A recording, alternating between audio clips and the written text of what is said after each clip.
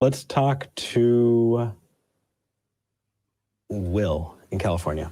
Will, you're live with Eric and Rudy. I know we don't have a whole lot of time because we've got a whole bunch of people to shoot through, but we wanted to make sure we talk to you. What would you like to talk about, Will?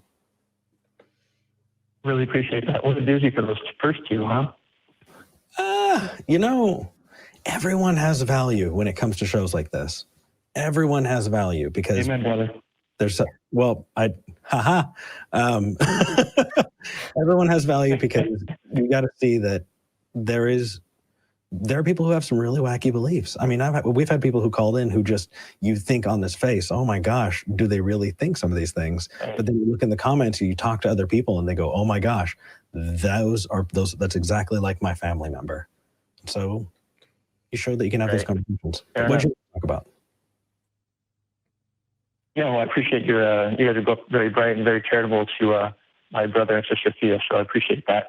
Just wanted to present the argument of the unmoved mover, also known as the first wave from Thomas Aquinas.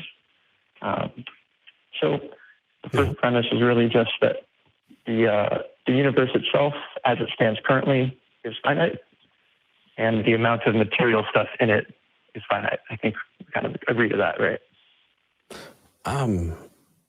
I mean, I would be taking a step into uncomfortability, and because I don't think neither of us know enough about that subject to say for sure that we do agree or don't. Yeah, we have so much of the observed universe, though, that we're working on and trying to understand.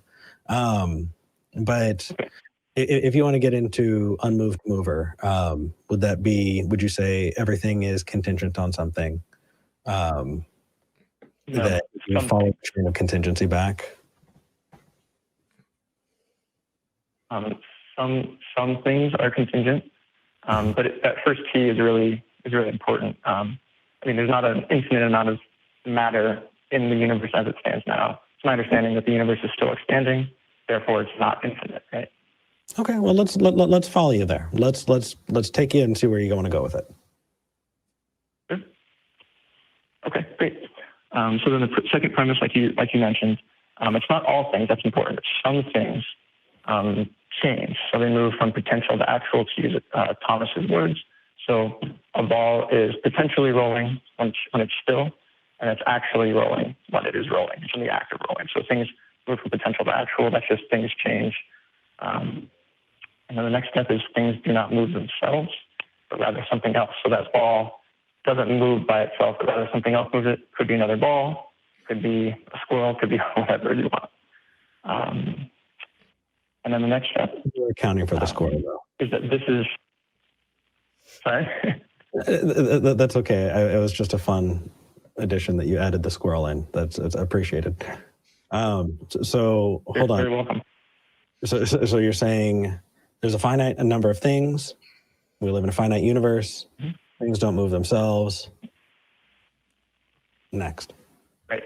Sure. Yeah, very good. Thank you. So then there's a difference between these causal links.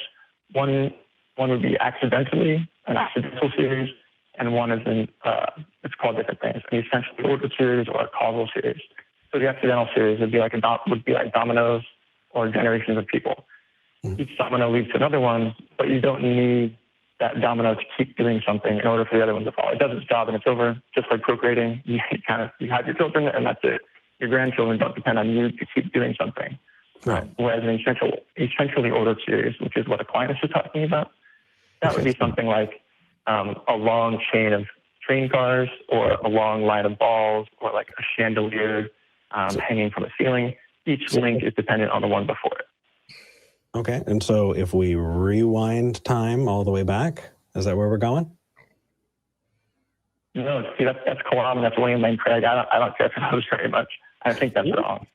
This is in this moment. Go ahead.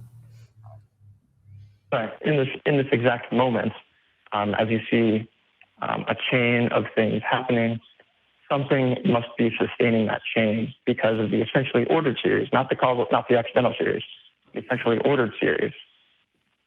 Something must be at the beginning of this chain in order for it to have any action in the first place.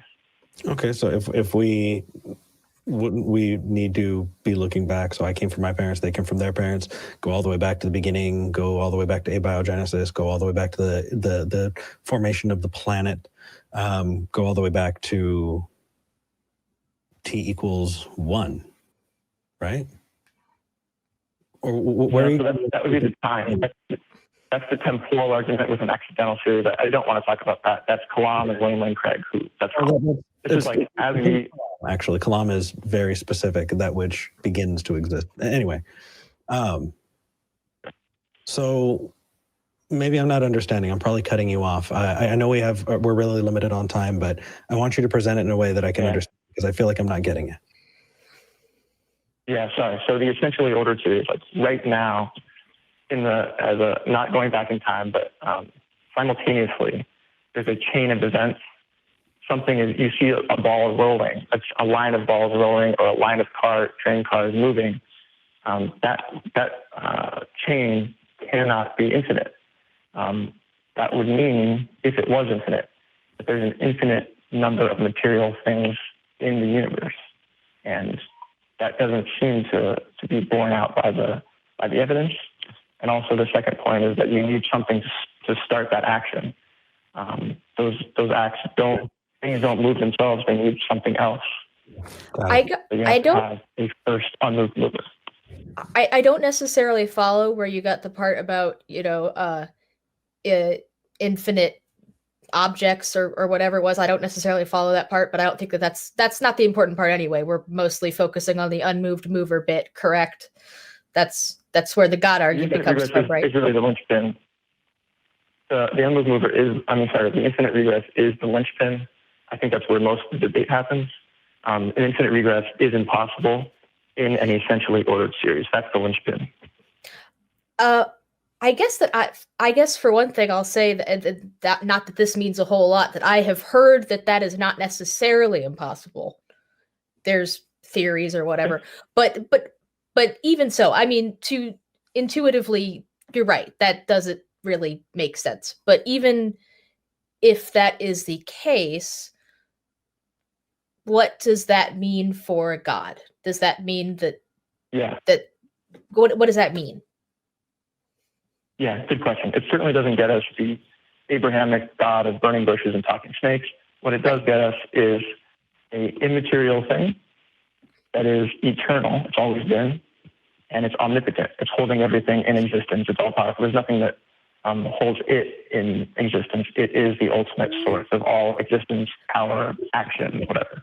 So that's a lot you added on there that I don't think follows necessarily. Yeah. I think William Lane Craig is probably going, come on, buddy, you're here.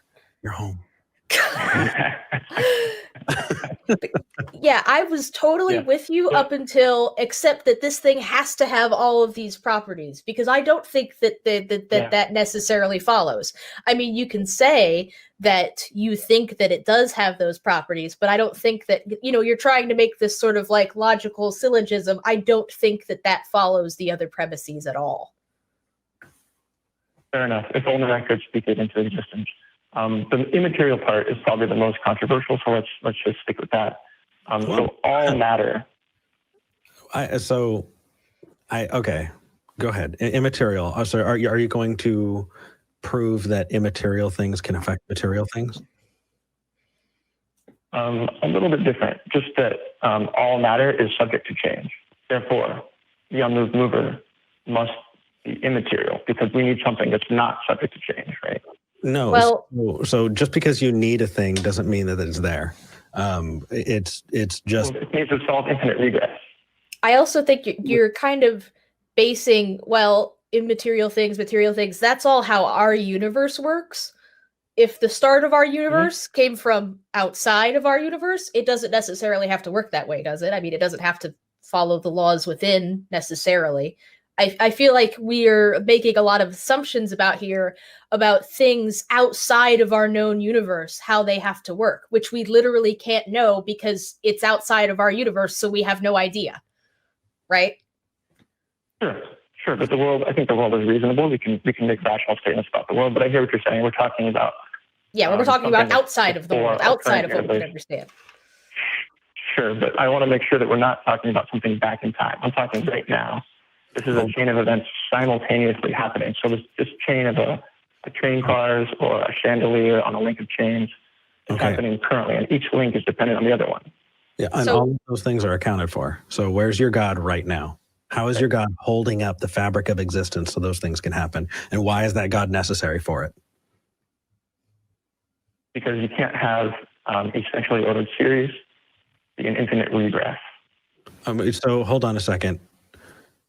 You are going back to the beginning. So stop saying it's happening right now, because if you're saying infinite regress, no, I'm not. Go back.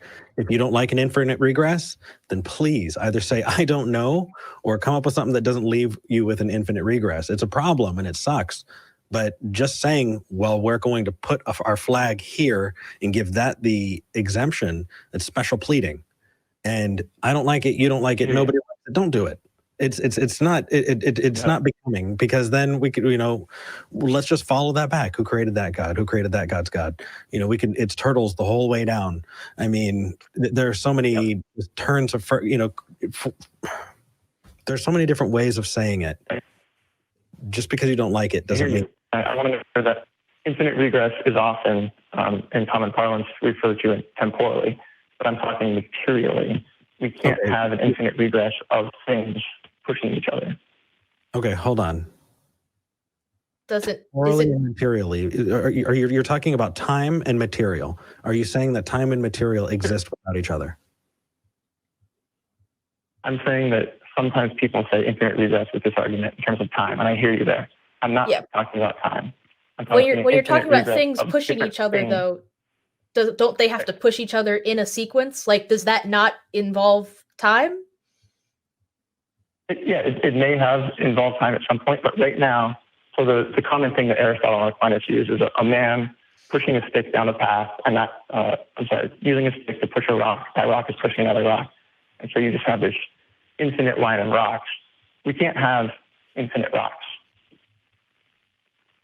Okay, so Will, do me a favor, man. I know we've been trying to kind of wrestle with this for a little while.